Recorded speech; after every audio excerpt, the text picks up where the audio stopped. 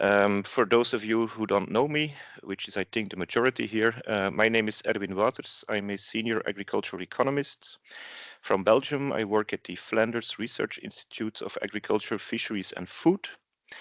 I am a support consortium member, but today my main role is just to keep track of time, to announce speakers, and hopefully to arrange the discussion session at the end in a more or less orderly manner. There are still people coming in, but I think for the sake of time, I will give the floor to Johan Bremmer. Johan Bremmer works at Wageningen Research, and he is the project coordinator of support, and he will provide a brief introduction to the support project, which might be a reminder for some of you if you have already been in contact with us, or it might be new to some other people of you. So a brief introduction to the support project, what we do, what the network of practice is, as an introduction to the webinar of today. Yeah, people are still coming in, but Johan, I suggest you start with your introduction. Thank you, Erwin, for introducing me. So my name is Johan Bremmer. I'm from Wageningen University and Research and coordinator of the support project. Maybe for some of you, or most of you, it will be a little bit superfluous, but I think it's good also to introduce the support project. We have the project has been created from the observation that the uptake of IPM tools and technologies lags behind expectations, and so in our call, the Commission requested to focus on the decision-making process of farmers and other stakeholders regarding the adoption of IPM tools and technologies, and also make use of the results of this analysis to give advice to improve the IPM policy. We have identified 4 objectives in our project. So first objective is to build a support stakeholder ecosystem in order to co-create strategies and policies with actors to improve the IPM adoption. A second objective is to collect an inventory of current and future IPM and assess the impact on pest control efficacy, economic performance of farmers and the environment, so that we have a good understanding of what tools are available and what they contribute to the economic and environmental performance. The third objective is that we analyze in detail the barriers and opportunities for the IPM adoption in the entire agri-food system, analyze the role in the farmer decision-making process. And the last objective is that we, based on these results and the answers of the questions underlying the other objectives, to propose public policies and private sector strategies to enhance the IPM adoption in co-creation with relevant actors. We have developed a concept for this transition approach to improve the IPM uptake. So in the center, we have a co-creation approach to develop those strategies and policies.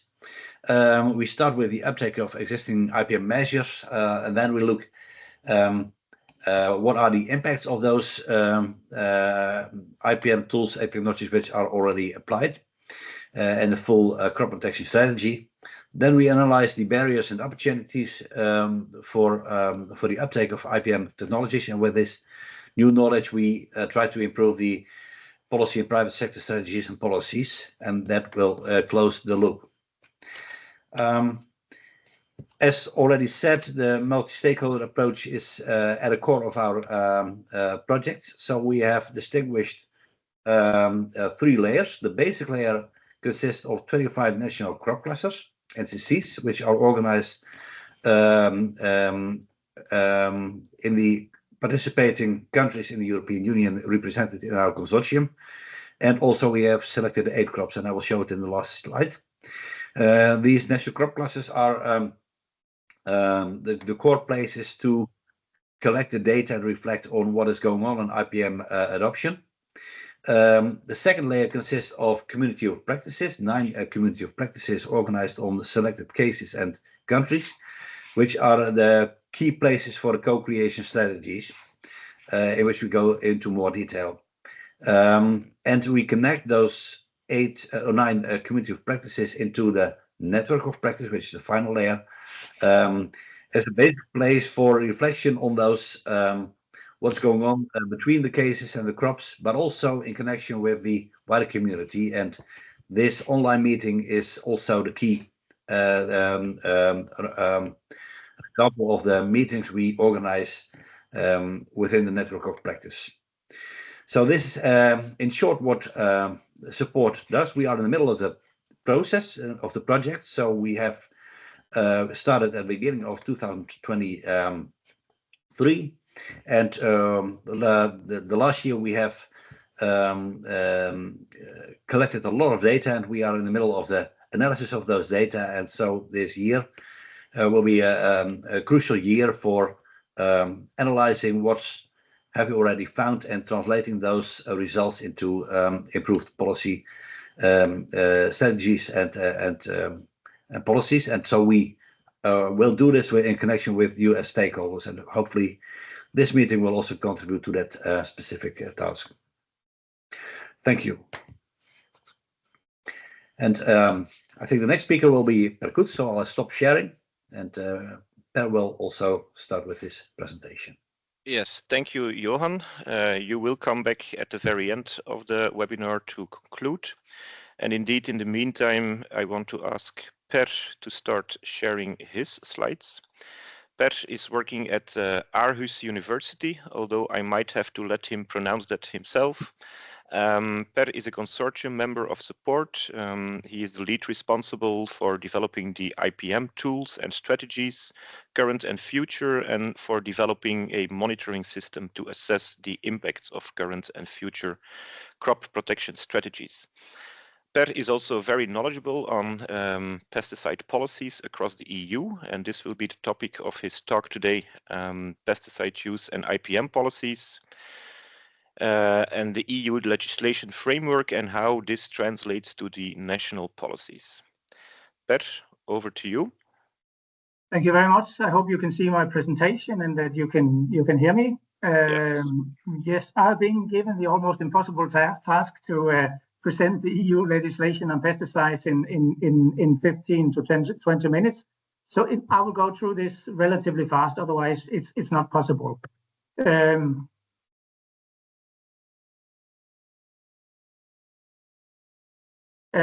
This is the way that the EU presented their pesticide legislation back in 2009. When it was adapted as 4 pieces in a jigsaw, consisting of 4 different pieces of legislation.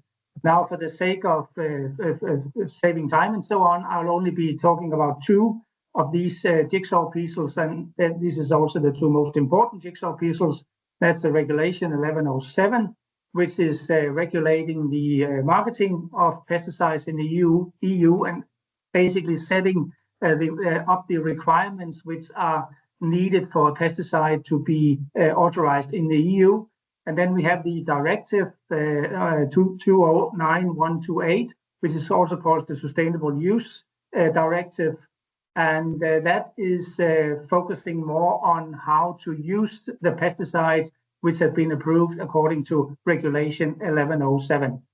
Now, the purpose of this webinar today is also to look a little bit into how these EU legislation actually translate into national legislation. Here, it's very, very important to understand the difference between a regulation and a directive, because a regulation have binding legal force throughout every member state at the day it's entering into force. And that means there's really very little room for any kind of interpretation. The EU law becomes national law, and that means that every countries have to basically follow exactly the same rules. And I think when it comes to authorization of pesticides, that is good, because that means that it doesn't matter which member state is evaluating a pesticide, active ingredient in a pesticide, they will hopefully come up to more or less the same conclusions, because everybody is following what is called the uniform principles. With a directive, it's very different. So the directive for sustainable use of pesticides is actually setting some objectives, some goals that need to be reached. But then there is really a degree of freedom for each member state to decide how they will reach these goals. And that, of course, means that for a directive, it may be necessary to monitor the implementation in different EU countries. And this is actually also what the EU has been doing with the directive on sustainable use of pesticides. Now, just a few words about regulation. I'm not going to get into very much detail. I mean, the regulation deals both with the active ingredients and the safeness and the synergist, I mean, the component of a pesticide, but it also deals with the approval of the commercial products, the pesticides, which are used by the farmers. When it comes to the active ingredients, they are divided into 4 groups. That we have the low-risk active ingredients, we have the regular approved active substances, we have the substances which are classified as candidate for substitution, and then we have the ones which are not being approved because they're not fulfilling the standards that we have in the EU. Low-risk active substances is mainly microbiological products, and being a low-risk active substance means that the data requirements are less and that you can get an approval for a longer time. The approved active substances is the majority of the compounds. The candidates for substitution are also fulfilling the requirements for approval, but on certain points, especially dealing with the health issues, they might not be performing as well as the approved active substances. And therefore, they're classified as candidates for substitution. And basically, it means that the countries can withdraw the approval of these compounds if other alternatives becomes available to the farmers. So they're only there as long as they are needed. The regulation of active substances is done by one member state on behalf of the rest of the EU. When it comes to the approval of the commercial products, it's quite different because there the EU has been divided into 3 zones. And here one of the member states will do the evaluation on behalf of the whole zone. And this picture just shows the 3 zones. We have a northern zone, a central zone, and a southern zone. And they are called climatic zones, but as you can imagine, climatic conditions are very different within the zones. So it is more administrative zones that we do have here. But again, this zonal system was put in place to speed up the authorization of pesticides in the EU. I will not talk very much about the regulation. I want just to mention 3 articles, which I think is maybe just important to know of. There is this Article 28, which is actually a list of products which does not need to be approved. And this is mainly the products that we call basic substances. A basic substance is something which have a major use for another purpose, but can also be used as a plant protection product. The classical example of a basic substance is baking powder, which of course is not developed as a plant protection product, but which can actually have an effect on certain fungal diseases and therefore is widely used in organic agriculture, but not in conventional agriculture because many of these basic substances are not very effective. Then we have this Article 51, which gives a possibility of extending an approval to minor uses, and that in most cases is minor crops.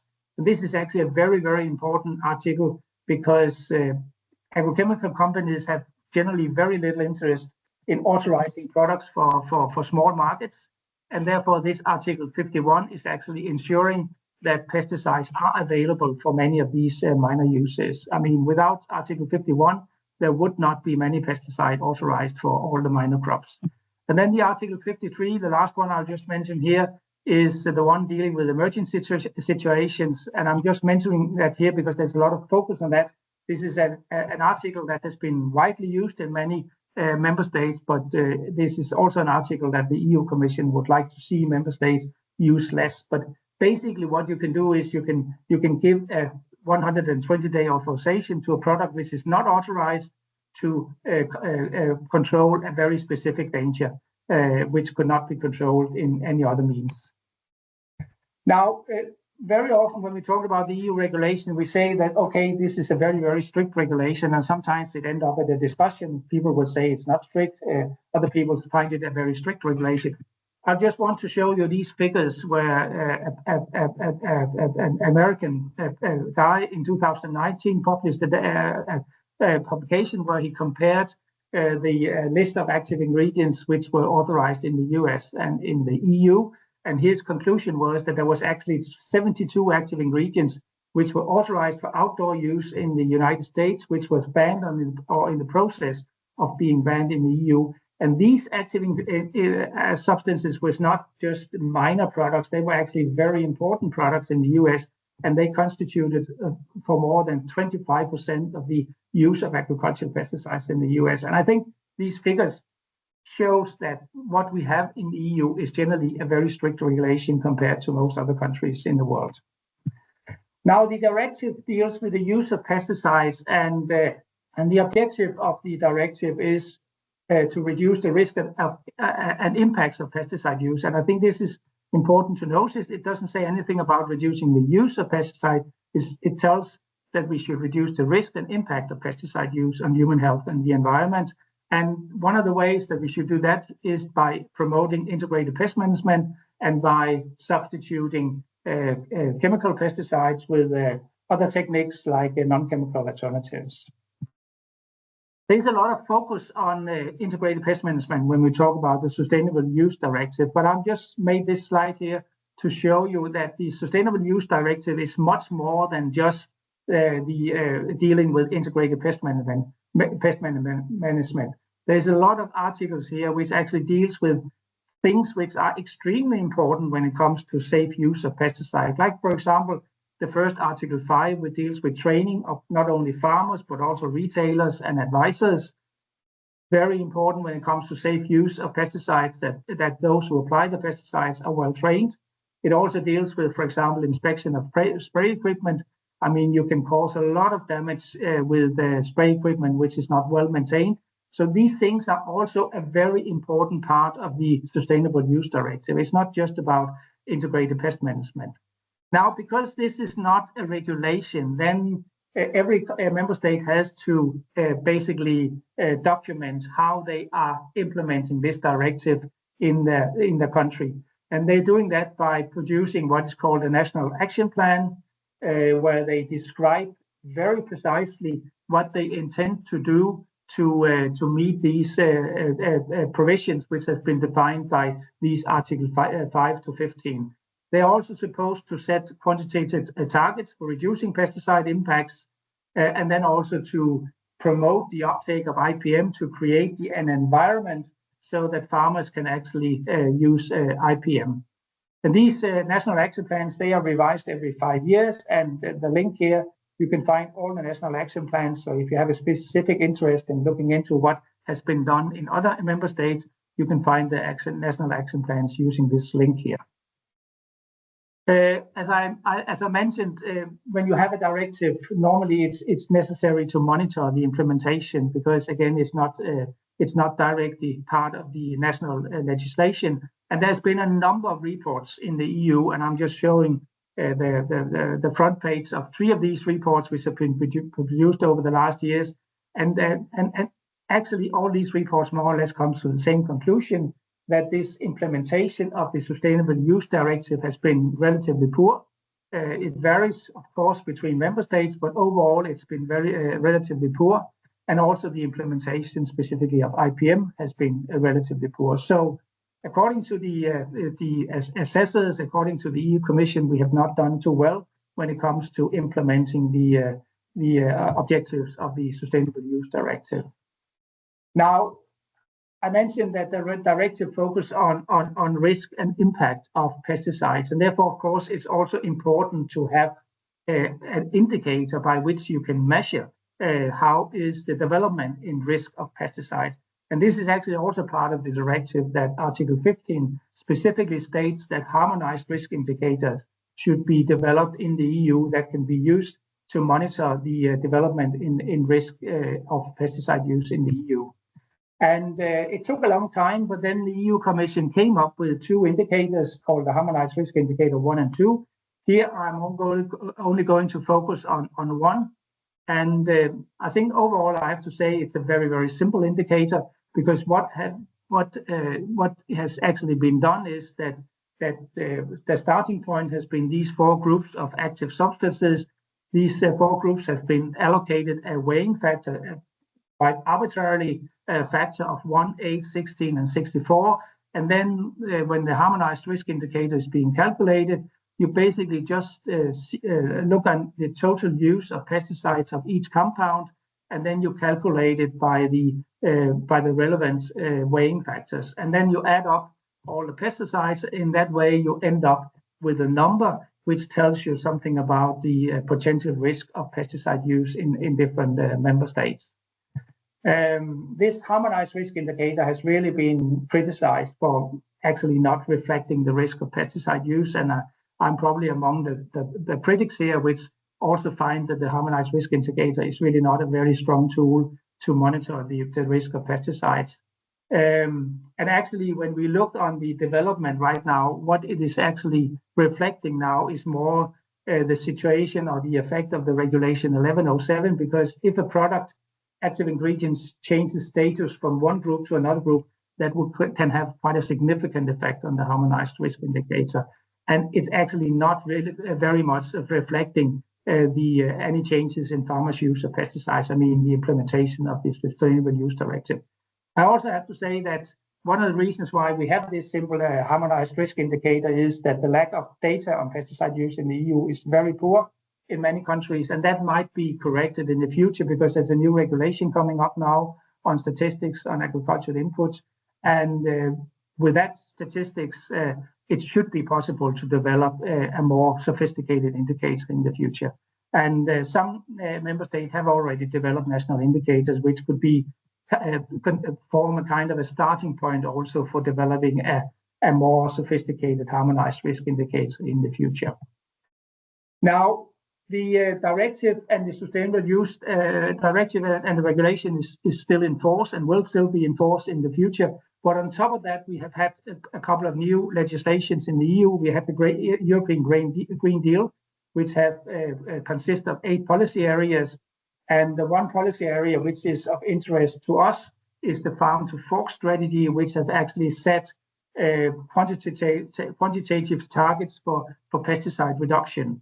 And the target which has been set in the farm to fork strategy is 50%. So, I mean, the farm to fork strategy is actually doing now in the national action plans, as you remember, the intention was that each member state was supposed to set quantitative targets. Now the farm to fork strategy sets targets for the whole of EU. And here it's also important to notice that here we does not only talk about the risk, but also talk about the use of pesticides. And the goal here is to have a 50% reduction of pesticide use, but also have a 50% reduction of what is termed the hazardous pesticide, which is really the candidates for substitution, which is now called hazardous pesticides. And the intention of the EU Commission was to replace the directive of sustainable use of pesticides with a regulation. And based on my explanation so far, you can understand that a regulation would be a much stronger tool to implement EU policies on how to use pesticides. But without going into much detail, I just want to say that, as many of you also know, that this proposal was rejected by the European Parliament and actually afterwards withdrawn by the European Commission. So what we have still is the regulation and the Sustainable Use Directive. And what we'll have to see in the future is how the EU Commission is going then to push to make sure that the Sustainable Use Directive will be implemented in the member states in the future, so that member states can actually fulfill the goals in the farm to fork strategy. And I'll just end my presentation by showing, because the harmonized risk indicator is really the tool which is used now by the EU to show how the development is actually going. And as you can see here on this slide here, here's the harmonized risk indicator for the overall use of chemical pesticides and for the hazardous pesticides.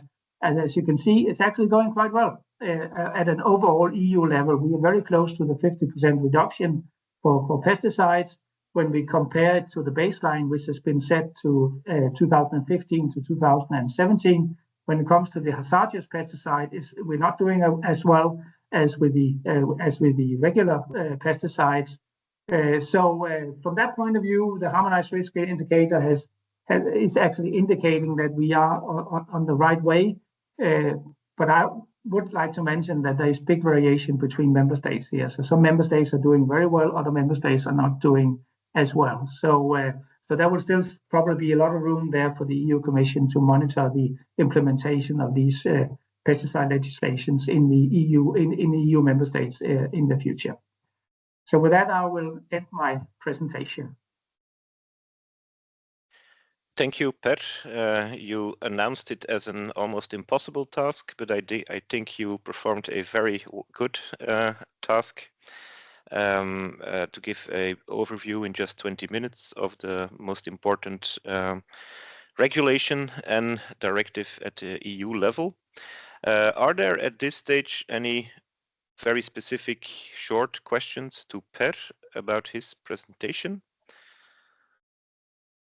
I see one question in the chat, and then there is also a hand being raised. There is one question that says pesticides are going down, so the risk indicator you showed in your last slide. But what about the yields? Has it come to a has there been a trade-off with the yields? I don't know, Per, if you want to reply to that. Well, I think I have to be honest and say I cannot reply to that question because that will depend very much on the situation in each country. I mean, in some countries there are more pesticides available than in other countries, and in certain crops there are very few pesticides available. And there's no doubt that we are reaching a point in certain crops in certain countries where the lack of pesticides will start to potentially affect the yields also. But that would be very specific for specific crops and regions. And it's not a general trend that we have reached a point in the EU where we no longer can control effectively the most important pests and in our crops. But there will be situations where we are close to the situation. Mm-hmm. Thank you. Juan, you had your hand raised. Thank you, Erin. Exceptional presentation, Per. Thanks for this. I have a question about the implementing regulation about the mandatory registering of phytosanitary treatments at farm level from 1st of January of the next year, if I am not mistaken. I understand that it is this regulation is currently official, and that we strongly support that we need more information at farm level about the use of phytosanitary. For us, from Spanish agri-food cooperatives, we strongly support this tool for obtaining more specific data at sectorial and specific farm level. What is the situation of this regulation? Well, I can only confirm what you're saying. My impression is also, I don't know if it will be enforced by 1st of January next year or the year after. I'm a little bit unsure on that, but it's coming. And I know in my own country, I mean, in Denmark, we actually do have quite detailed registrations on pesticide use. But even in our country, we will have to change that to make it even more detailed to live up to the standards of the new regulation on statistics. And I completely agree that more detailed information about pesticide use at farm level is absolutely necessary to make any sensible actions to reduce risk and so on. It's really data that we have been missing in many countries. All right, thank you. If there are other questions now or during the next talks, as I said in the beginning, you can also type them in the chat. If they are directed to one of the speakers in particular, it would be nice if you also indicate that. Otherwise, you can just type to all and then type in your question. Now I'm going to ask Daniel to start sharing his slides. Daniel Traon is working at Arcadia International. He is also a support consortium member. In support, he is, or he and his team are responsible for the communication and dissemination, and also responsible for deriving policy recommendations under the form of policy papers, policy briefs, based on all the other activities we do in support.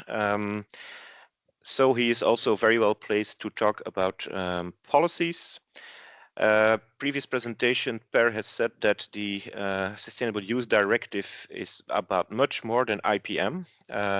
Nonetheless, now we are going to dig into the IPM issues and how IPM is integrated into the pesticide package. So Daniel, over to you. Thank you. Good morning, everybody. You see my screen? Yes, we see it. It is not yet in presentation mode, but we already see it. Okay, I have a small problem, so I continue like that. I prefer not to change it. Yes, as you said, I mean, we hear quite often about IPM policies, but it's clear to mention as a starting point that there is not a specific legal text related to IPM obligation provisions, and these are really integrated in the SUD, and I'm going to give a bit insight about this to explain how it has been integrated in the SUD and why. The first thing is to remind that in terms of IPM, I mean, it's not a recent term. I mean, it's not a term that was created with the drafting of the SUD back to the 20th. But it's a very old concept that was already developed, mentioned, and the first time we find it in literature was back to 1959, here when there was a working group on the integrated plant protection in food orchards was developed by the IOBC networks. Then when we look at a bit, I mean, the process that led to the implementation of IPM provision in the SUD, we have to consider that the first time the sustainable use of pesticide was discussed, was presented, and we can find the basis in Article 2 and Article 7 of a decision from 2002, which was laying down the 6th Community Environmental Action Program, knowing that, I mean, this SUD is an initiative coming from the environmental policy, and then, I mean, it moved to DG Santé, but at the beginning, the SUD was created and was drafted by DG Environment. Daniel, can I just briefly interrupt? If you're already talking about the second or third slides, we don't see it changing. So if you do it like this, I think you just have to click the right slide in the left column, and then I would suppose that yes. So if you click the right slide on the left, then it will come in the middle. Yeah, but I didn't see the same screen. I don't know why. Okay, great. So you see it now. Great. So the term sustainable, which is used, sustainable use, which is very well known these days because there has been a lot of work, was really introduced about 20 years ago, a bit more than 20 years ago, in this decision that I was just mentioning there. And again, I mean, the initiative was coming from the environmental side, environmental policy, and not the food safety one. As Per said, but I would like to re-insist on that, is that at that time when we were talking about sustainable use of pesticide, the term was being defined with two objectives, the two main objectives of the SUD, which was first reducing the risk and impact of pesticide use. And here I insist also that, I mean, what is really important is to recall that the SUD is about reducing the risk and the impact altogether, and not reducing the pesticide use, which is reducing the volumes. And at this step, and this was the jump that was done when presenting the SUR by the Commission. But at this stage, I mean, that the objective is still to reduce the risk and impact altogether. And then the second objective is really the promotion of the IPM and alternative approach or techniques of non-chemical pesticide. I mean, the term non-chemical alternative is not related only to products, but also to solutions or other techniques. So then this objective related to the promotion of IPM in the SUD, so the second objective, is really enforced via several articles. So let's go through these ones. So first one is Article 3, paragraph 6 under Article 3 of the SUD, which is defining the IPM. So this is IPM is related to the use of all available plant protection methods. Here you see again that it relates to all available plant protection methods, not only products, and also with the objective to keep the use of plant protection products as minimum as possible. There is quite often the confusion that under IPM, if you apply IPM, you cannot use PPPs. This is not true. I mean, under the concept of IPM, you still, the farmer still has the possibility, the opportunity to use PPPs, but after checking all other available solutions that may exist and that may help to reduce the pressure of pests. Then you have the Article 3, the paragraph 8 of the same article, Article 3, which define non-chemical methods by saying, okay, instead of non-chemical methods, you should use biological pest control methods. But this Article 3A does not define what biological pest control method means. When you read, but you can have a segmentation between what are the chemical ones and what are the non-chemical ones by reading a little bit the regulation 283 2013, which is defining the data needs, data requirement needs, and then you can see that in fact when you dig in legislation, you see that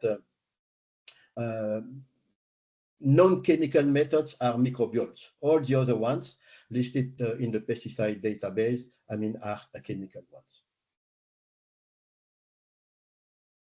And then, I mean, the main article in which IPM is presented in the SUD is the Article 14, which presents the main obligation on the provisions as regard IPM. First, that there is 4 key points. The first point is that member states shall promote low pesticide input pest management, so related to IPM plus organic farming, giving priority to non-chemical methods. The second key provision there is that also member states shall establish or support the establishment of necessary conditions for the implementation of IPM. So make available to farmers tools for pest monitoring and decision making, and then also make sure that there is advisory services available to farmers. The third key point is highlighting that IPM is mandatory. This is a key provision. IPM is mandatory for all professional users, of course, farmers, but all other users, professional users of PPPs. And this is mandatory already for more than 10 years. So this obligation applies since 1st of January 2014. And then the last element there, which is also something not indirectly linked to IPM, is a development of what we call the crop-specific guidelines for IPM. Here, I mean, there is no obligation for the member state to draft crop-specific guidelines, but there is an obligation for member states to promote the development, the drafting of crop-specific guidelines by advisors, economic actors, technical institutes, but this is on a voluntary basis only. And this is key because some of you know that in the SUR there was a proposal from DG Santé, from the Commission, to move from voluntary drafting of crop-specific guidelines to crop-specific rules, meaning the drafting of these guidelines mandatory, and then moving from guidelines to rules.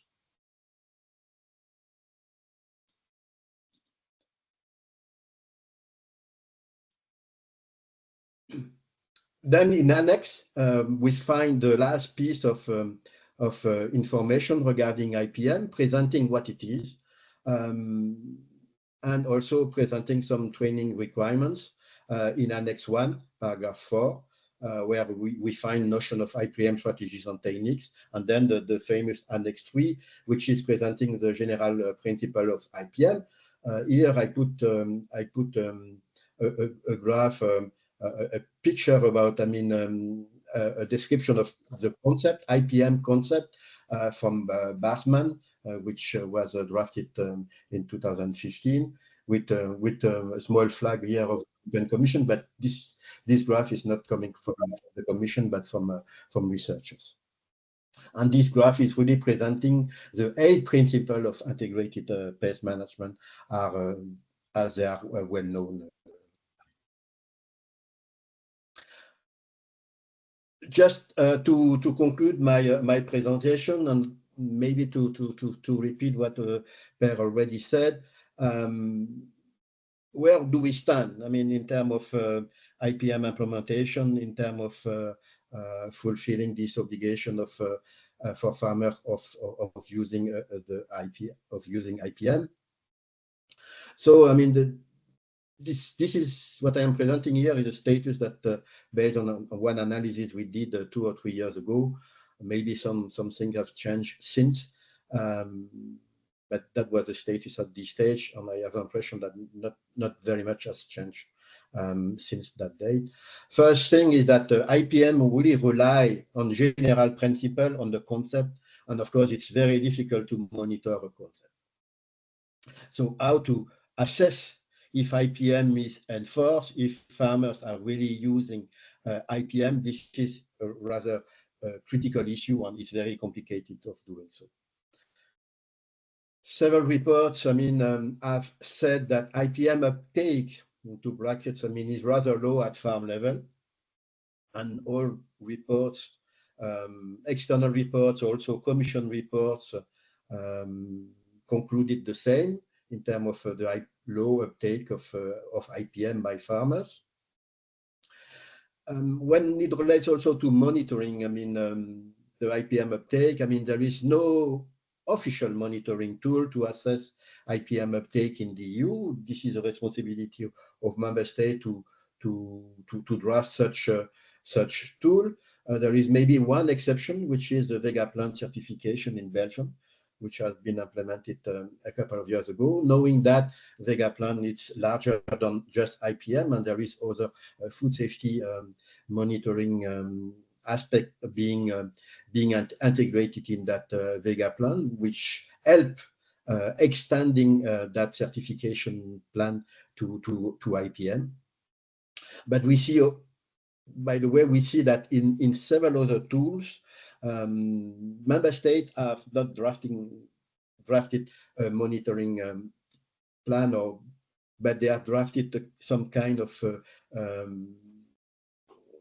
tools to help farmers to perform a self-assessment in terms of IPM. So, for example, you go to Denmark, then you see that there is some guidelines which are provided to the farmers, and then they can check by themselves, do a self-assessment, and then they can see if they have well implemented IPM or not, based on the concepts.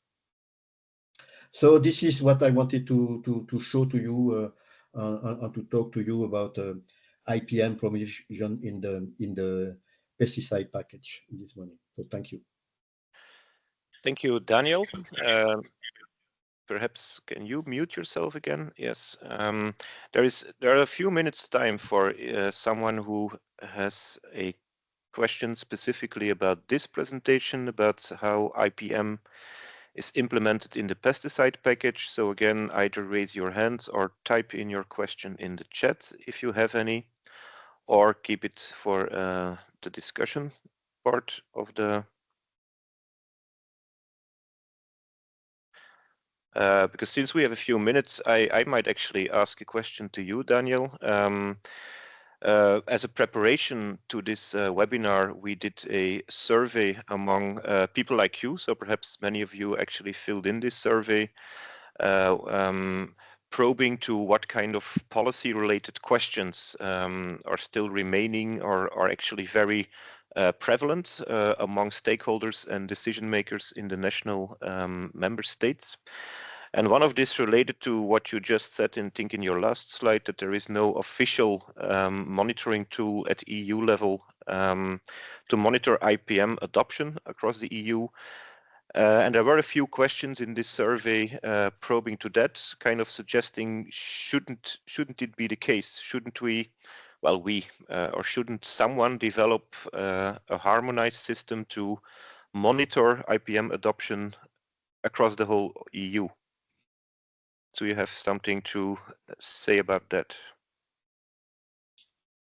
I'm not going to answer to your question directly about the need of doing that, but on the feasibility of doing that. I mean, how can you assess a concept?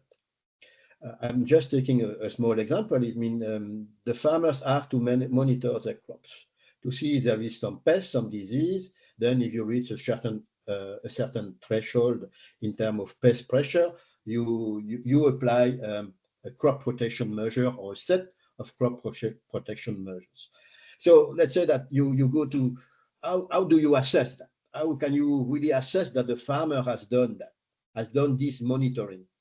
There is different ways of doing that. I mean, a farmer can take a car and can just, from his car, look at his crop and saying, okay, no, I'm going to treat, or I'm going to spray, or I'm going to use some measure next week. But this is not a correct monitoring approach. You should go in the field, walk in the field, take a lot of time, looking at the crop, looking at the leaves, seeing if there is disease, not enough disease, reaching the threshold, yes or no. So this is really, the feasibility is, as long as you stick with the concept when it relates to IPM with these 8 measures there, it's very difficult to develop, or it's even impossible to develop a monitoring tool that could be applied really to assess the IPM uptake level. Okay, thank you. With that, I'm going to thank you again for your presentation and ask Aymeric to start sharing his slides.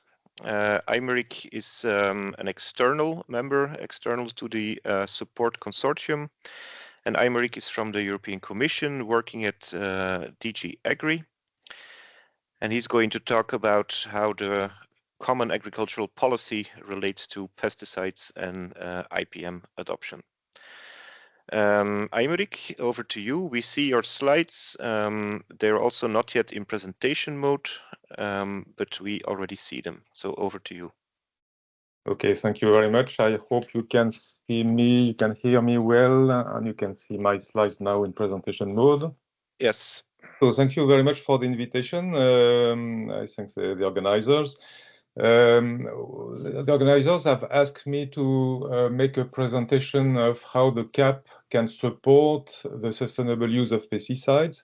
So we have seen that the legislation on the use of pesticides, including the authorization process, the sustainable aspect of it, etc., are dealt by a specific legislation. In parallel, or I would say in a broader context, in a broader EU context, the Common Agricultural Policy, which is the policy for supporting the agricultural field from the EU, has an important role to play, of course, because as you know, of course, obviously, pesticides are used mainly by agriculture. So in a nutshell, the CAP has something to say and something to play on the sustainable use of pesticide to support the legislation that was just presented. And what I will do is to present you the main elements of the CAP that can help on that purpose. I will start with actually 3 slides, which gives a summary of the broad picture, if you want, of the CAP. The CAP is basically a policy with policy instruments and a budget. Unlike, for instance, the pesticide legislation, which is basically policy instruments, here, the CAP has a particularity that it has a strong budget. It's still 40% of the EU budget, so it's quite significant. And with the policy instruments and the budget, the CAP can play an important role, in particular for the sustainable use of pesticides. So I start with the policy instruments, and we always try to summarize the policy instruments serving certain objectives. And here we have a chart which presents what we call the green architecture of the CAP. Which is actually the one relevant for the sustainable use of pesticides. And in this green architecture, we have here presented all the policy instruments that are relevant for this objective. In the horizontal axis, we try to show, to express the area covered, and of course the agricultural area covered, and we speak only here of agriculture.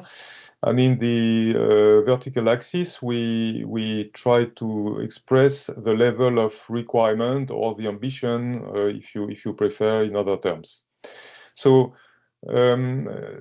each policy instrument has a certain impact on both the area and the level of requirement or the ambition.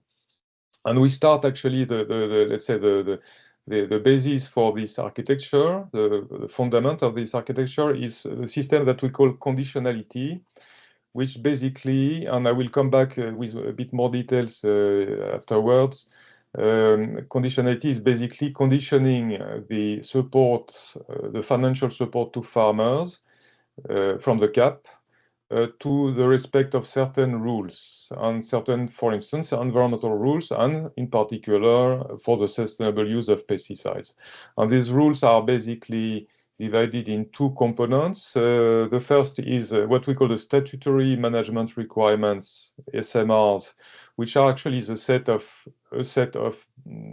directives and regulations from the EU, and I will quote, and we will see it later, the SUD, the SUD. And this set of SMRs is complemented by what we call the standards for good agricultural and environmental conditions, the GAECs, which are actually complementing the set of SMRs with practices which are very specific to agriculture, like crop rotations, biodiversity areas, winter cover, which are not already covered by SMRs. So it's very specific to agriculture. And conditionality, so these rules, SMRs and GAECs, are mandatory for farmers. So it's a law. Of course, the SUD, for instance, respecting the SUD is a law, and it's mandatory for farmers. And for that, as a principle, we call it the baseline principle. The CAP does not support the practices which are associated to the law. So in other terms, the CAP does not pay the farmers for just respecting the law. But on the other hand, there is a possibility to lose all CAP payments if there are infringement. So that's a principle of conditionality. You see that the area covered is quite large. It's 90% of the agricultural area. So the system is quite powerful. It's quite incentive, or negative incentive if you want, because it's a sanction mechanism. If we look at the level of requirement, the member states have a certain margin of, let's say, adaptation to local conditions, but also whether they want to be more or less ambitious, if you want, in this statutory level, which is expressed by the light green part. So that's a baseline, and on top of this baseline, the CAP can support with funding, can financially support farmers who are ready to go beyond this legal baseline. And here we enter into the world of the support schemes, which are voluntary for farmers, so supporting voluntary practices by farmers. And this can be done in two ways. The first, let's say, instrument is what we call the eco schemes, and the second instrument is called the management commitment. So that was known before as the agro-environmental practices. So The name has changed, but the concept remains the same. And the main difference is that the eco-schemes are financed by Pillar 1 and the management commitments are financed by Pillar 2. And the main difference between the pillar is actually the annual for Pillar 1 or multi-annual for Pillar 2 budget management. So it's basically target to annual measures for eco-schemes or to multi-annual measures, commitments in management commitments. And you can see that for defining these measures, these national eco-schemes or national management commitments, member states have quite a large leeway, both in terms of area covered. For instance, an eco-scheme can target only a certain sector, for instance, only beet or arable crops or orchards. Or more widely the whole agricultural area, so it's in the hands of member states. And also in terms of level of requirements, so the ambition of the measures, it can be, let's say, set as a minimum or maybe a bit more ambitious. So that's the basics, and on top of this or around these instruments, we have a number of policy instruments under the CAPs which are very relevant to the sustainable use of pesticides, and in particular to IPM. The CAP can support investments, for instance, for early warning systems, for supporting for forecasting tools, for precision farming, precision spraying, for instance. So the CAP can finance, can help farmers to invest in these equipments. The CAP can also finance risk management measures. So basically, for instance, by supporting the use of mutual funds or insurance schemes. That's a possibility, which is quite also relevant for IPM, because IPM means a higher risk of losing part or the totality of the yield. So this can be a way to compensate farmers or to make them taking more risks, if you want, if the risks are covered by insurance schemes.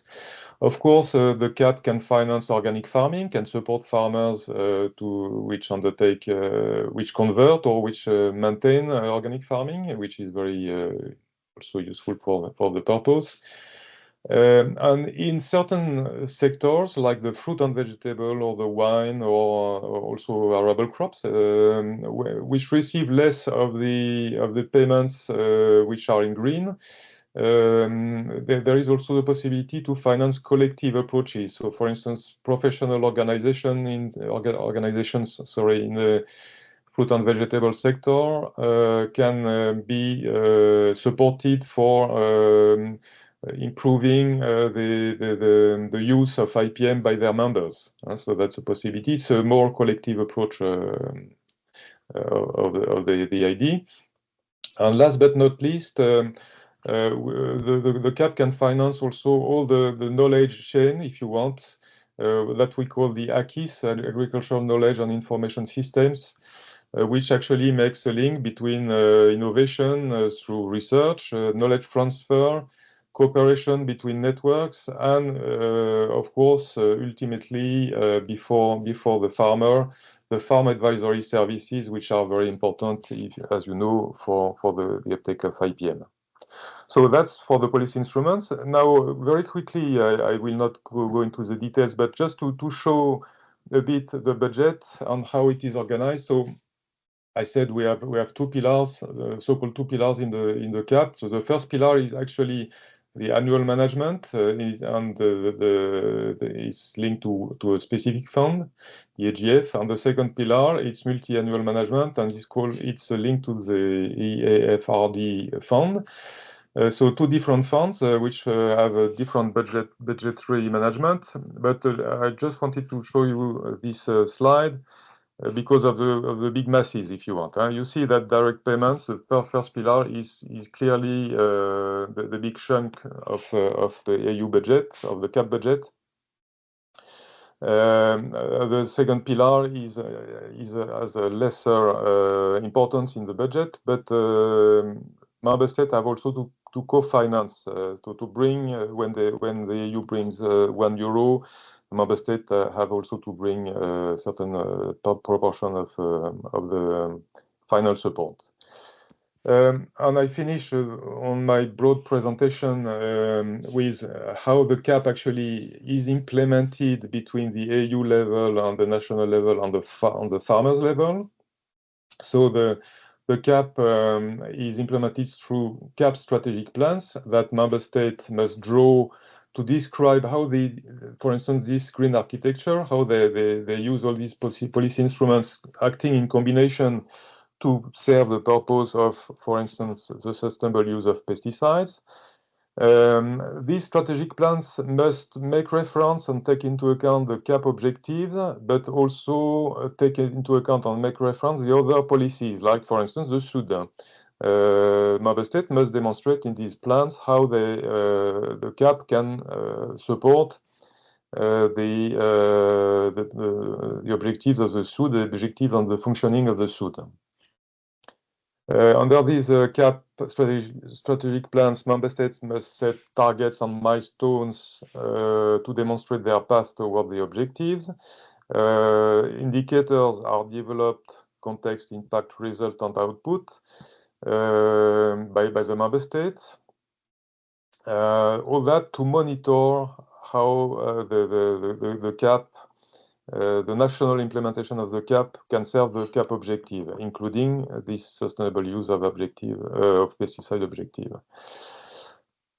These plans are approved and all their subsequent amendments are approved by the Commission. And member states regularly report on the implementation of their plans, and in case of significant deviation, the Commission may take action. So I do not go into the details of the possible actions, but if you are interested, we can develop that later.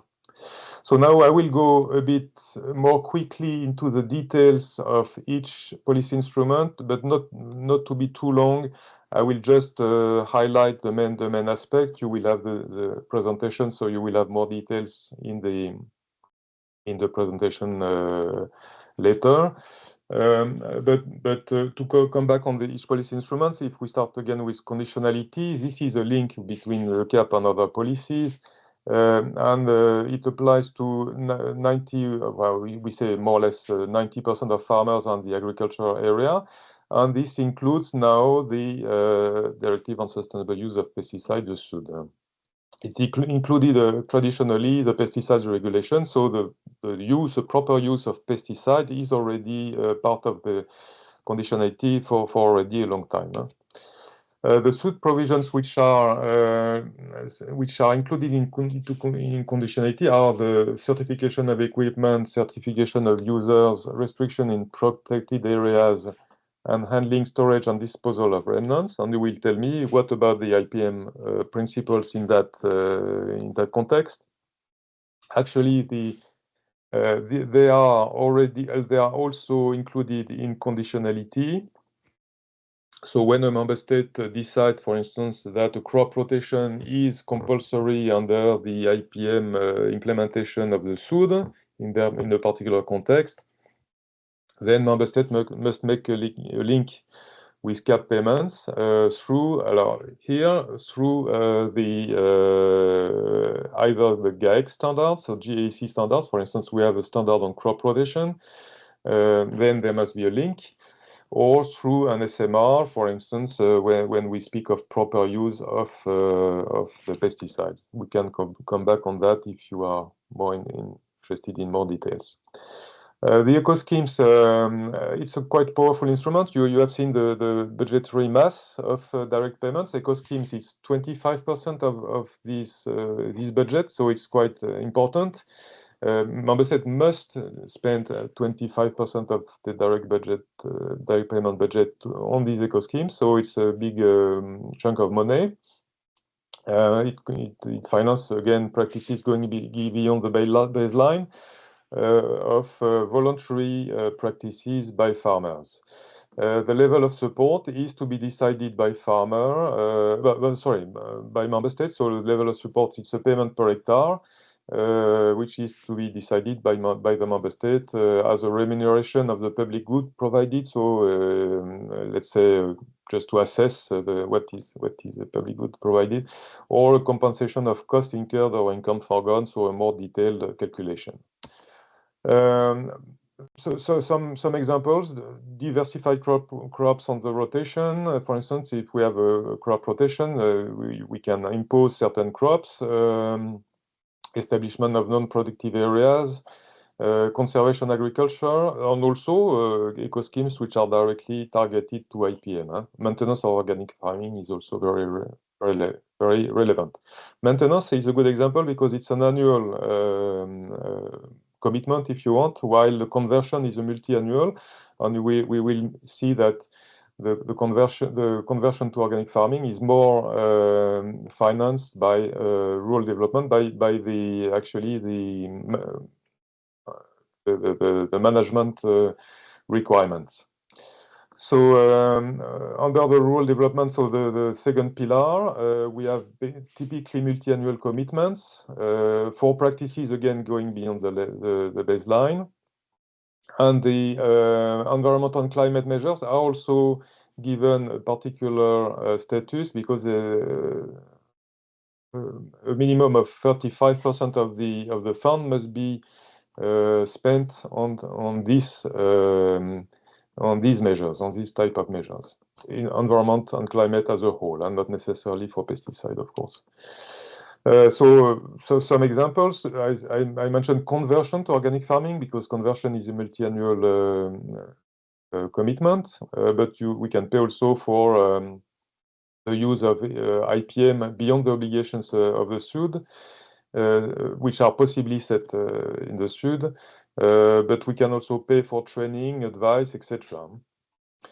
Sectorial interventions, I mentioned the fruit and vegetable sector, the wine, olive oil, hops can have this objective of environmental in general objective, but possibly IPM because it's very important in these sectors. And at least 15% of the funding must be spent in the fruit and vegetable sector, for instance, for environment and climate. And I will finish with, let's say, maybe one of the most important policy instruments relevant for IPM and sustainable use of pesticides, which is, of course, the knowledge in general, knowledge, research, and innovation, what we call the AKIS, the Agricultural Knowledge and Information System. So it's essential for this objective. We have here certain policy instruments. Horizontal Europe, which is not as such part of the CAP, but which is very much linked to the CAP when it comes to agricultural research. 9 billion of euros are devoted to food, environment, agriculture, and bioeconomy in the Horizon Europe program, current program. I mentioned the CAP strategic plans. Member states must also describe how they address the objective, a cross-cutting objective of knowledge and innovation. For instance, by financing networks, by financing advice, but also for financing what we call the European Innovation Partnership, which are actually putting various actors together in networks to improve on specific topics, to improve let's say, the knowledge transfer, the co-creation, and in particular on IPM, they are quite active. And I will finish with an instrument which is dear to my heart, which is the Farm Advisory Services, the FAS, whereby the member state must offer, it's an obligation for them, must offer advice to all farmers on a listed on a list of topics, and in particular on the sustainable use of pesticide. So this is an obligation, whatever the form of the advice, but farmers have, let's say, the right to ask advice, whatever it is behind, to their national authorities on, for instance, the sustainable use of pesticides. One challenge, and we briefly addressed that before, is how to, I mean, what kind of information could be available to farmers on the issue. Probably we'll discuss that later, is how to translate the general principle of IPM, which are set in the SUD, into farming practices, so things which are practical for farmers or for advisors. One attempt, and this is my last slide. One attempt to do that was actually made under the lead of the Commission, and Daniel Trao participated to very much to this work in a previous work. Is the collection of what we would call guidelines, IPM guidelines in general, in a database which is made accessible to everybody, which is public. And so the Commission has developed and currently hosts a database, that's our colleagues from the Joint Research Center in Sevilla, which is called the IPM Toolbox Database, which is publicly available on the internet, and targeting not only farmers. We say IPM Toolbox for farmers, but actually probably more the advisors, because it needs technical support. I mean, before a farmer can really use these guidelines, there must be a kind of technical support or coaching around these guidelines. But this database is also targeted to researchers or any other stakeholders, can be journalists, NGOs, etc., interested by the topic.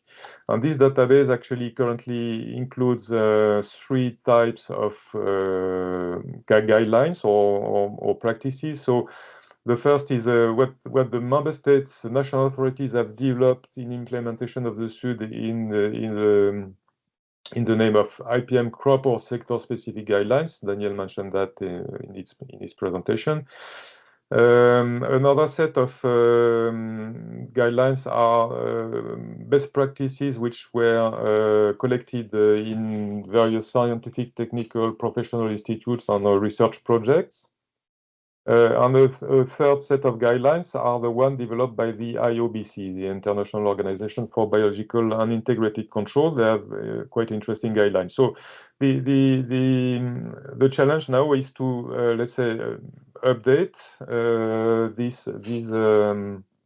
best practices, these guidelines, and we strongly encourage all research projects to feed into this database to make them available in a structured way. We had already some prior talks with the responsible of the support project to broaden the links with the IPM toolbox ultimately. And of course, there can be, for instance, in the IPM best practices developed by institutes, and of course. Commission and join the GRC, we are ready to include more kind of guidelines in the future. And you have here at the bottom the web link if you want. Thank you very much. I will finish here. Sorry, maybe I was a bit long. I hope was not too long, and of course ready to answer any question if there is. Thank you. Thank you, Aymeric. Yeah, you spoke a little bit longer than planned, but it was a very nice overview. Again, just like the previous 2 presentations, really just in a little bit more than an hour, a very good overview of pesticides, regulations, directives, support for IPM at the EU level, and also how it is done in member states. Now I want to ask Erato to start sharing her slides. Because in support, we also have our performing policy analysis. Johan indicated that in the beginning in his brief overview of the project. We are halfway, so it's really preliminary results we have so far. But Erato has the honor to present the preliminary results from the policy analysis in support. So Erato, I hope you are here actually and start sharing your slides. All right, thank you. Erato is working at the Agricultural University of Athens, one of our consortium partners who are leading the policy analysis work package. Erato actually joined the consortium only a little bit more than a month ago, I think, replacing a former colleague. And now immediately she has the responsibility or the honor to support, to present what we have done so far in support in terms of policy analysis. So over to you, Erato. Thank you very much, Erwin. So with this presentation, we're trying to answer why is IPM adoption falling behind, what are the barriers to effective IPM implementation, and what policy improvements are needed to enhance IPM adoption. So, can you see my screen, right? Yeah. The policy framework for IPM is built on 3 key pillars. The first one is the Sustainable Use Directive, introduced in Erato, 2009 to promote. Have you changed a slide already? Yeah, it changed. I am on the second one. Then at least on my screen, it's not following. Oh, really? Can you see the policy framework for IPM? Yeah, now I can. Yeah, sorry, maybe it was actually just me. Perfect. Perfect. I am on this slide. Yeah, the second one is the CAP strategic plans that offers financial incentives and ecosystems to support IPM adoption, encourages member states to integrate sustainable farming practices into their policies, and includes farm advisory systems to assist farmers in transitioning to IPM. The third key pillar is the European Green Deal. The Farm to Fork strategy sets ambitious 2030 goals with IPM at its core for sure. And IPM contributes to climate neutrality objectives and reducing agricultural's environmental footprint. The sustainable use of plant protection products has faced key developments reflecting both progress and challenges in IPM policy adoption. For example, in November 2023, the European Parliament rejected the SUR proposal, which aimed to introduce stricter, legally binding rules for crop-specific IPM adoption and pesticide reduction targets. Further negotiations are needed to address controversial points.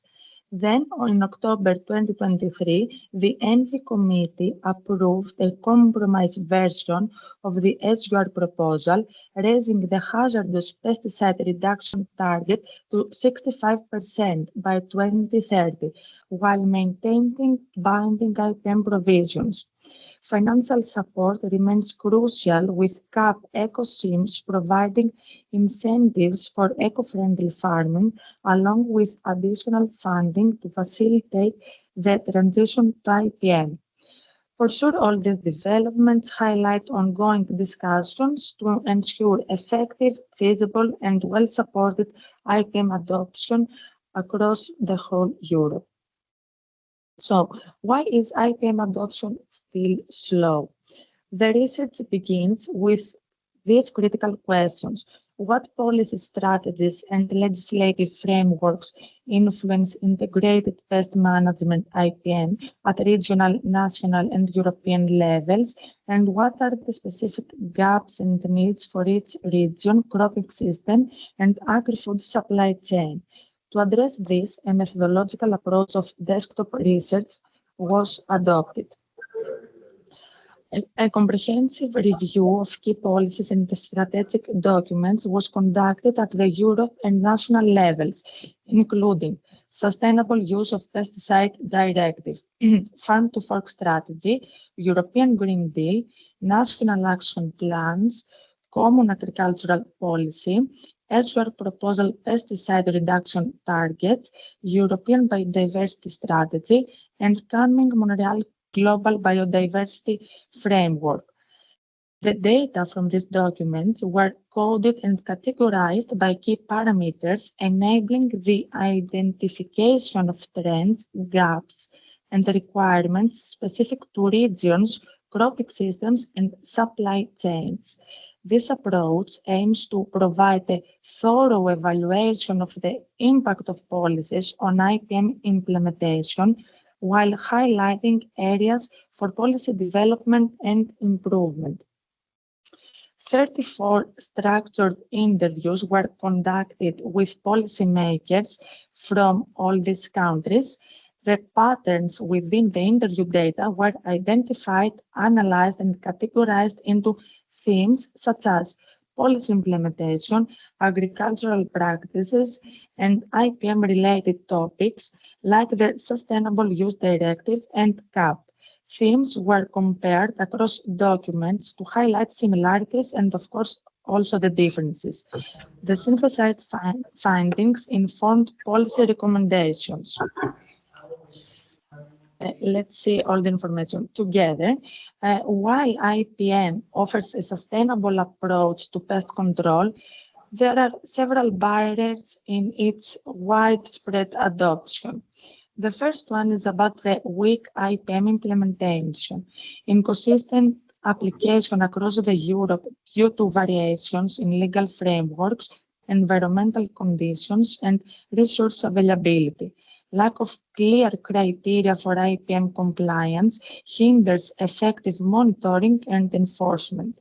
Farmers often deviate from IPM intervention hierarchies due to knowledge gaps and limited access to necessary materials. The second one is about the insufficient alternatives to chemical pesticides. Non-chemical options like biopesticides remain underdeveloped and are generally less effective than chemical pesticides. And the slow and complex regulatory process delays the approval and availability of biopesticides in the market. The third one is the economic one, economic and market barriers. Farmers lack direct economic incentives to adopt IPM as the benefits are often unclear or not immediate. And the low consumer demand and awareness for IPM-labeled products reduced market-driven motivation for sustainable practice. And last but not least is the data and monitoring gaps. Insufficient and inconsistent pesticide use data across member states prevents accurate monitoring of progress. The absence of systematic data collection makes it challenging to evaluate IPM's impact on reducing pesticide use. To enhance the effectiveness of IPM and overcome the existing barriers, several policy and regulatory strategies are needed. First of all, strengthening the national action plans. These plans should translate broad IPM principles into clear, enforceable rules to ensure constant application across member states. Then, improving the data collection, the SAIO regulation will require electronic pesticide use records across all European countries by 2026.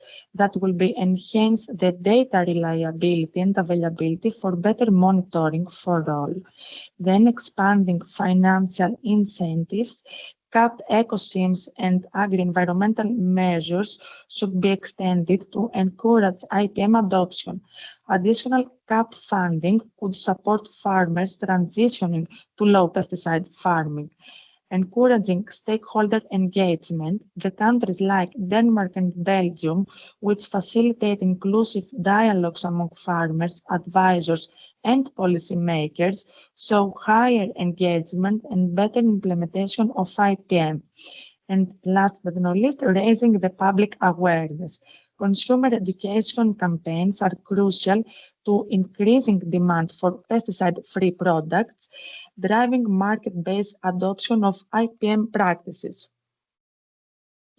Advancing research and innovation is essential for improving the effectiveness and adoption of IPM. Key areas of focus will include the development of biological alternatives. Research into biopesticides and natural pest predators is crucial for reducing reliance on chemical pesticides. Digital tools for IPM, precision agriculture and digital technologies can enhance IPM efficiency but require stronger policy support for widespread use.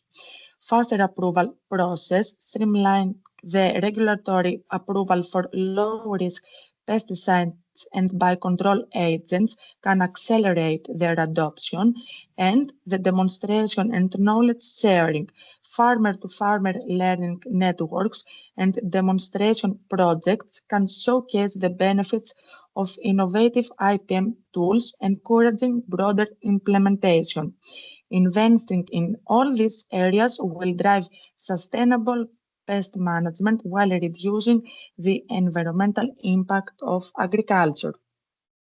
The recommendation for enhancing IPM adoption is to promote research into low-risk and biological control methods and simplify their approval, expand the use of precision farming and digital technologies to optimize pesticide use and improve farm sustainability. And the path for this, the future of IPM in Europe, is about to enhance CAP ecosystems, to make stricter IPM regulation and stronger links between IPM and environmental goals. All these things will shape the future of sustainable pest management in Europe. Thank you very much for your time. Thank you, Erato, for this snapshot of the preliminary findings from support projects from the policy analysis you and your colleagues, and actually many others, many other members of the support consortium have been doing so far. Are there specific questions to Erato, or do you want to go into the more general discussion already? So again, raise your hand if you want to ask a question, or type things into the chat. Either way is fine. I will try to see if I can see the hands. There for the moment, no questions. So everyone has been doing a very clear presentation. I see the first question from Natasa Kanavu of Kanavu. I probably pronounced that in the wrong way, but please, you can ask your question or provide your remark. Yeah. Hello, everybody. It's Natasha Kanavu, Erwin. I'm a policy advisor. I have been working for the European Parliament since 2019. I have 3 remarks and questions at the same time. First of all, I would like to thank all the presenters. All the presentations were great and to the point. And the project will be very useful, I mean, the project results. Mr. Kutz, I hope I pronounce it properly. You had a question from Mr. Sakarnia from Spain about the new regulation that following this new regulation from Article 16 of Regulation 1107, that the farmers should give annual data on the use of pesticides in electronic format. Right now, yes, the regulation exists, we have it. The farmers should do so from 1st of January 2026. But right now at the Council, there is, let's say, some member states, like 15 member states, they ask to prolong this deadline and make it 2027. I would like here to say that this regulation is a prerequisite for the SIO regulation. As the professor said, we rely on the SIO regulations in order to have the statistics, the data that we need to produce new, more effective and efficient indicators about the use of pesticides. So if we miss year 2026, we will not be able to get annual statistics in year 2028. That this is what SIO aims to have in the end. So I would like to ask you all if you see a challenge here. My second question goes to Daniel. Daniel, your presentation was excellent. Thank you very much. You replied to Erwin's questions that how can we assess a concept like IPM? If we admit that we cannot assess a concept like IPM, then I think that we doubt it as a policy instrument, and I would like your opinion here. And my third question goes to Aymeric, Mr. Berling from the Commission. Thank you very much for your presentation as well. We said that we can fund through the CAP strategic plans practices that go beyond the baseline of legal requirements. IPM is mandatory for all professional farmers since 2014.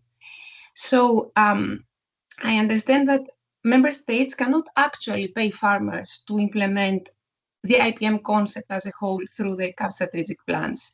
And I realized that through the SU regulation that was rejected, we try to correct this one. So that's all. Thank you. 3 questions. Thank you.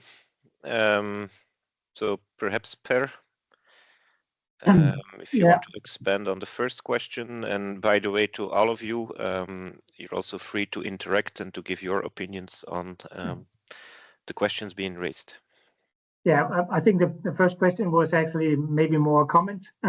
And what I was, when in my presentation, when I was asked about it, the reason why I was not too sure about the date is exactly what you're mentioning, that there is this discussion ongoing now which may postpone the implementation of SIO and the collection of data. And I guess it's, well, I come from a country where we've been collecting these kind of data for many, many years, and living up to the new regulation and statistics will be relatively easy in Denmark.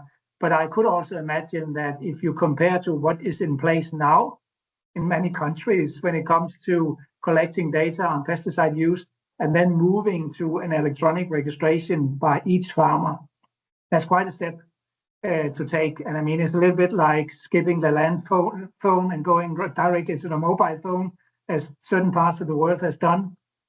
So I could imagine there are some challenges there. But I completely agree that these basic data are an absolute requirement for developing, for example, proper indicators for the future, and actually to be able to measure if there is any progress in terms of reducing risk of pesticides. So this is extremely important, and it should be done. And any European country should have good data on pesticide use, considering that there is such an interest in pesticide use from the political level, not only at the EU level, but also in many member states. So it's important to make it work, but I can also see the challenges. Okay, thank you.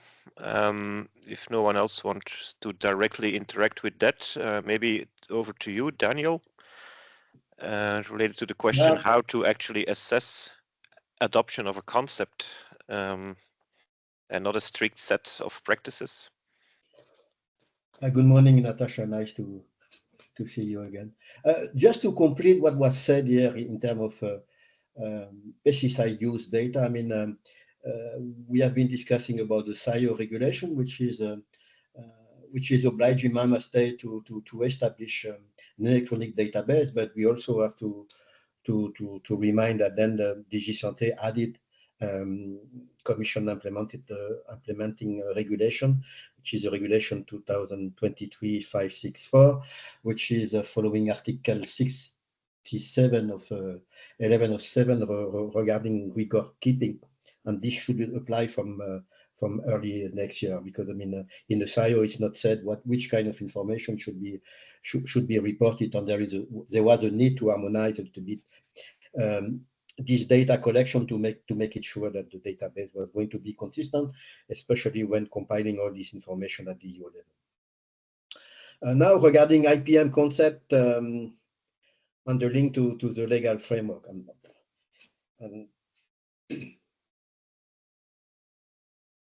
IPM is mandatory. I mean, now, I mean, it's not clear how to assess if farmers are complying with this obligation. My simple view is that IPM should remain a driver in that policy. And this is my personal view. I mean, how can you, I mean, even in terms of harmonizing or giving more information to farmers via the crop-specific guidelines, for example, the proposal from the Commission to move from guideline to rules, that was a way also to give more information to the actors, to the advisors, to the farmers, and also a way then later on to control what was going on at farm level. But even these rules, I mean, there is now one research project ongoing, which is called AgroWise, that is tackling this issue. And the question of rules also is that how can we, and Emmerich, you were saying that, how can we move from concept to advice at farm level, which, and there is a large gap that has to be fulfilled there.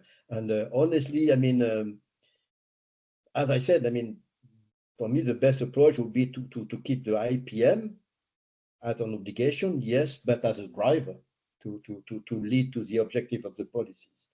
And maybe a last remark regarding IPM. We talk about IPM here in the context of sustainable use, so reduction of pesticide use, because that was a way to move forwards. I mean, but I also have the impression that at policy level there is too much emphasis put on IPM, which is good. Huh? We need to put a lot of emphasis on IPM uptake, but we should not forget all other tools that could really help to achieve this objective. And I have the impression that too much focus is being put on IPM and not on other tools that could really help here. For example, such as technical equipment. Yes, there is a regulation on that, but it's really managed into brackets, and I guess that there could be a lot of improvement that could be made there. And then, I mean, there should be maybe a bit more support for this type of activities and tools.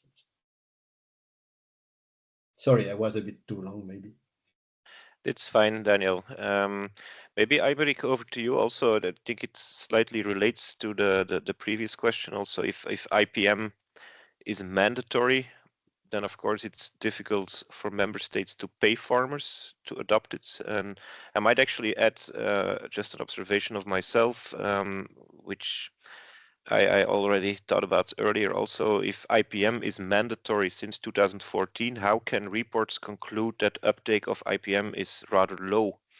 So that again shows that it's probably a difficult concept to assess the uptake and to check compliance with the mandatory requirement. But I'll let you reply to the questions.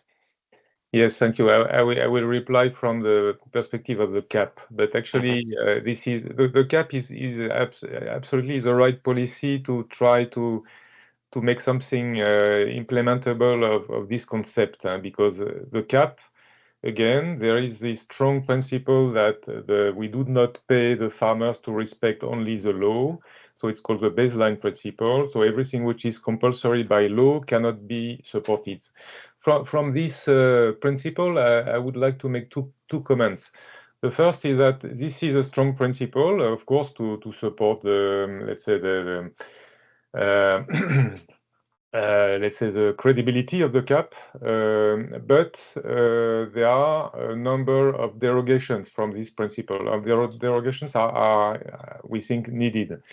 And you will remember that in the SURE proposal, we proposed to finance through the cap during a transition period, I think it was 5 years, all obligations stemming from the SURE to help farmers to adapt to these new rules. So it's a let's say what we would call a transition payment to allow farmers to meet the standards, the new standards stemming from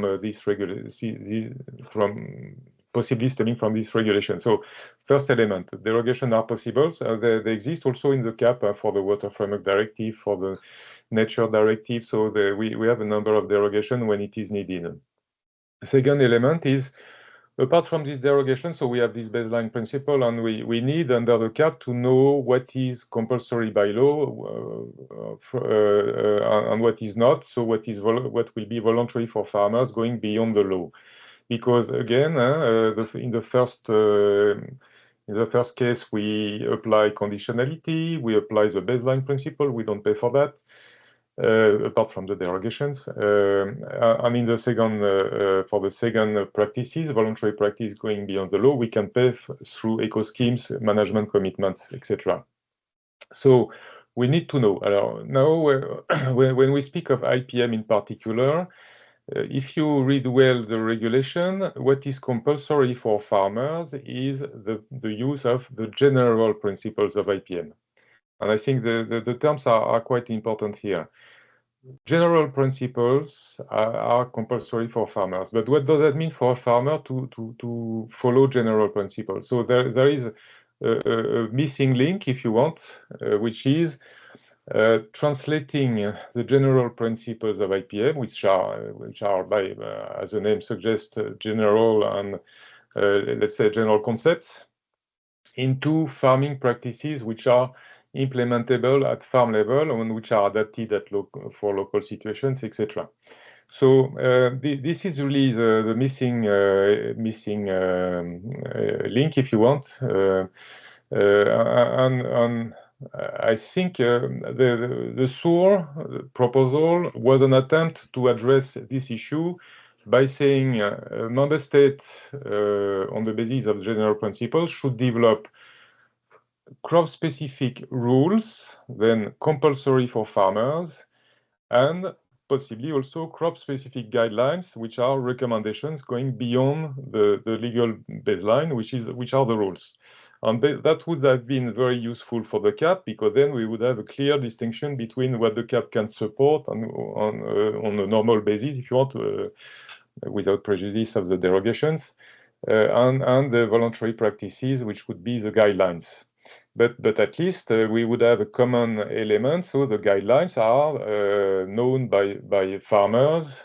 The rules and guidelines would have been known by farmers, and farmers would have known what they have to do by law and what they could do and could be supported by the CAP going beyond. So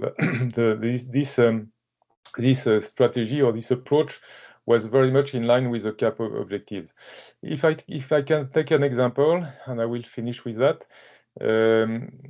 For instance, we have a particular, it's an easy example that I very frequently use, maybe a bit too short and summarized, but in a specific case, you might, a national authority might see the case for imposing a certain minimum crop rotation to combat a certain pest. If I take Diabotica in maize, for instance, it makes sense that in an area which is particularly infested, there is a minimum crop rotation of let's say every 5 years. All farmers in this area cultivate another crop than maize to break the cycle of Diabotica. So that could be a candidate for the rules. For a rule which is compulsory for all farmers in that particular area or nationwide, can be the hands of the member states. But for farmers who want to be more proactive, we could set a guideline saying, but 3 years would be better than 5 years, and then we can support with cap money the difference between the 3 years and the 5 years. And so you see the difference between the rules and the guidelines, between what is compulsory, what is not, and all that implement the IPM general principle. I think it's in this case it's the number one, which would ensure that the farmers are indeed complying with their legal obligations. I see that Vincent Van Bol is among us, so I would just wanted to quote that for me, good guidelines, I mean, good approach was developed in Belgium, and maybe I don't know if Vincent, you want to elaborate on that, if you are still with us. But I would refer for the Belgium guidelines. I think they are a good illustration of what I just mentioned. I'm sorry again to be too long. So Vincent, do you want to intervene if you're still here? Yes, I still here. Thank you, Emeric. And I see that Barbara has raised his hand. I think it's best place. She knows very well what's going on with this IPM implementation. So I prefer to let Barbara explain it. All right, Barbara. Yes, thank you. I think Aymeric has very well explained what our vision was when also making proposals for the SUD. And we have a system whereby we have level 1 obligations that are achievable for all and come forth out of legal requirements. And then we have level 2 and level 3 requirements for which farmers can choose to have liberty on their farm to implement or not.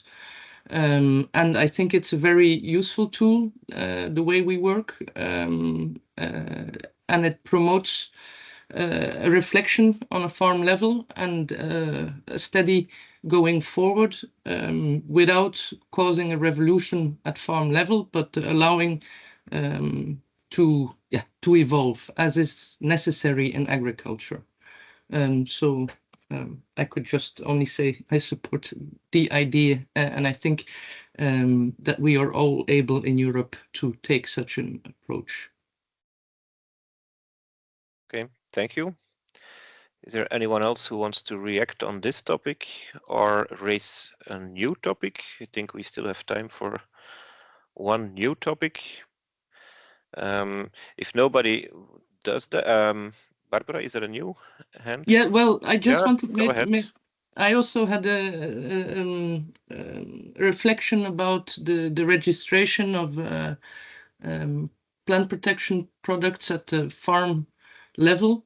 And I've been a bit confused in the discussion here because as it is it can be very useful to collect these data, the way in which we collect the data it can have a very high impact, as Per said, from going from a non-digital to a digital registration on farm level.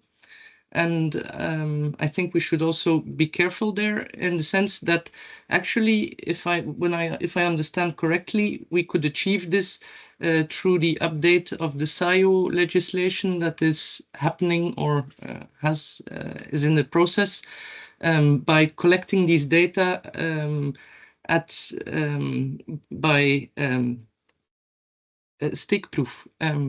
Edwin, help me with the word sample. Sample. Yes, and by clearly defining the way we sample this in the farming population rather than working as is required by now by the executive order by the of Article 67, but that is just, I guess, a discussion we have still in Belgium and is still going on the European level as well.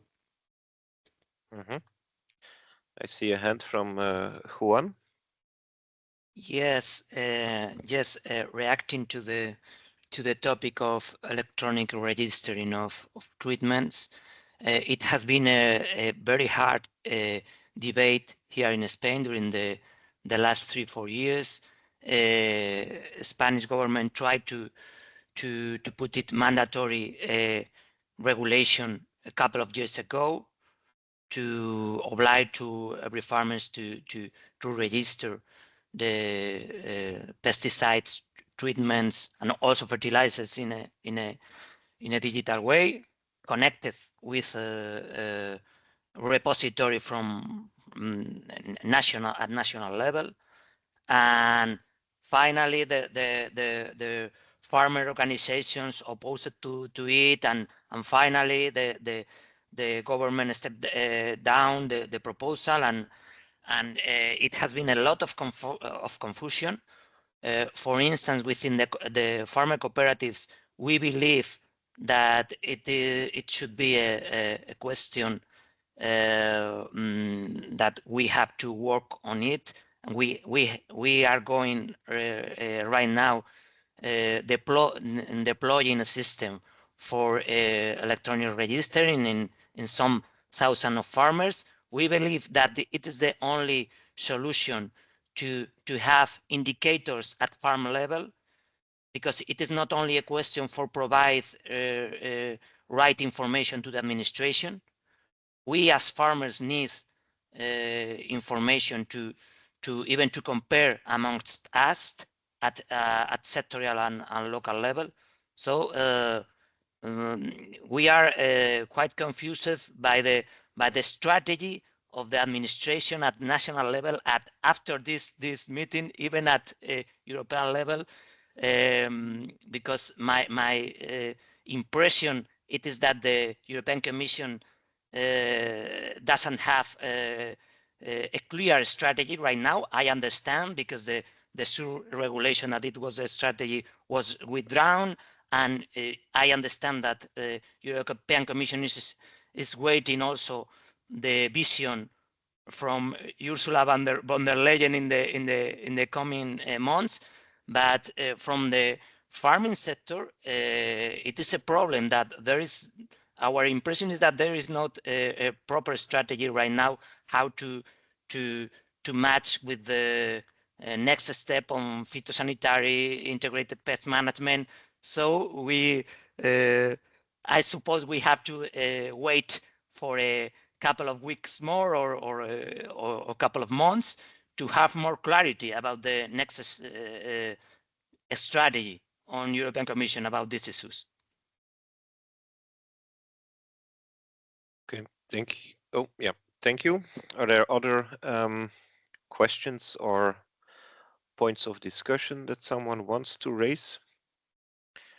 If not, I might take something up from the chat, where also you, Juan, were involved in a discussion. Today in several presentations, there was a lot of talk about training and advisory. There, farmers can receive payments to obtain farm level advice. Member states, on the other hand, also have the obligation to provide advice. And there was a whole discussion on like the independence of the advisor and who that should be, whether it can be any advisor or they should be from public institutes or not. I also think well, I don't know if these people specifically referred, but I think about 2 years ago, there was also a paper been written and a study been carried out, which got a lot of attention, basically concluding that farmers who are more under the influence of private advisors were using more pesticides than farmers who were more under the influence of public advisors. But I don't know if I think Juan, Peter, Paul wants to bring that to this discussion, the issue of advisors and their independence. Yeah, I'd like to add to that, Erwin. Thank you. You just mentioned that private advisors lead to more pesticides, and I want to state that that is absolutely not the truth. Product selling advisors might lead to, and they are from product selling companies. And in the ACIS regulation of the EU, it states very clearly that independency is about having no strings attached, no conflicts of interest. Well, being an advisor of a product selling company is a conflict of interest. So then independence already falls down. Private advisors do not sell products, but they are also in the Netherlands seen as being not in public service, because then they are paid by the government and they're following policies. So they also have strings attached. They also have conflicts of interest. A private advisor sells advice, which is best for the farmer in its specific context of the farm, which is highly individual. Every farm has its own circumstances, has its own issues, and to give integral advice is extremely difficult. So yeah, I think I agree actually. And in the study I mentioned, I think what they call private advisors are not what you call private advisors, but indeed people that are working for product selling companies and then provide advice at the same time. Yeah, they are from the private sector, but they're not independent. Yeah. Let's say it like that. It's like that. I'm looking at the time, and since there are no other questions, I think, Johan, if you are already ready for it, I'll give the floor to you to conclude and perhaps announce our future plans if you want. Thank you. If you're still here. Okay. Yeah, thank you, Erwin. Thank you all for these wonderful contributions, both the speakers and the presentations. What I want to highlight, I think it's also good that we have quite a complete overview of from the regulatory side and how these are related, how the different policy instruments at European and member state level fit together and support the uptake of IPM. What I also want to comment on is we have spoken about the registration of pesticide use. We have spoken about the registration and monitoring of the IPM uptake. I think it's always should we keep in mind that the ultimate goal is to reduce the risks of pesticides for environment and human health as the ultimate goal. And all the policies and instruments which will be developed should contribute to that specific task. So the monitoring of IPM tools and technologies is not a goal in itself. It should serve and be linked to the reduction of pesticide use. What I also have appreciated is, I think, the good comments, the questions which have been raised both directly in the discussion, but also in parallel in the chat. I also think that's very good, and I think also one of the goals of our project to support it is that in this way we will be able to have good discussions over member states between specialists, advisors, busy in several crops in several countries. We will also continue in this way. So I'm happy with this meeting online, and hopefully we can continue this in the future at several levels and several ways. So both online.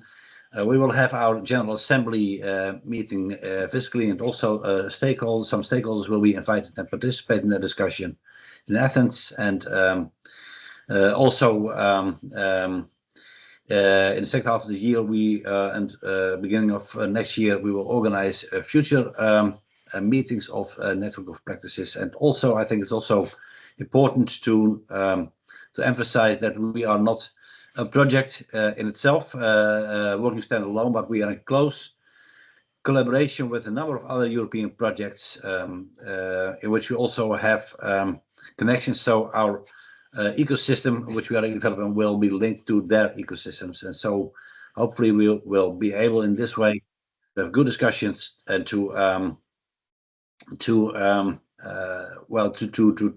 bring the real points of issues at the level. And I'm very happy also, Aymeric, that you have been prepared and been able to participate and also listening to the discussions. And from our point of view, I think it's also important that we will continue to have these kind of discussions with the European Commission, with you and your colleagues, in order to contribute to an environment in which the results of our project will be implemented and will be will have the maximum impact as we intend to have. So thank you all for your contributions, and hopefully we can meet each other both online and physically in future to work on a sustainable future of our agriculture. Thank you all.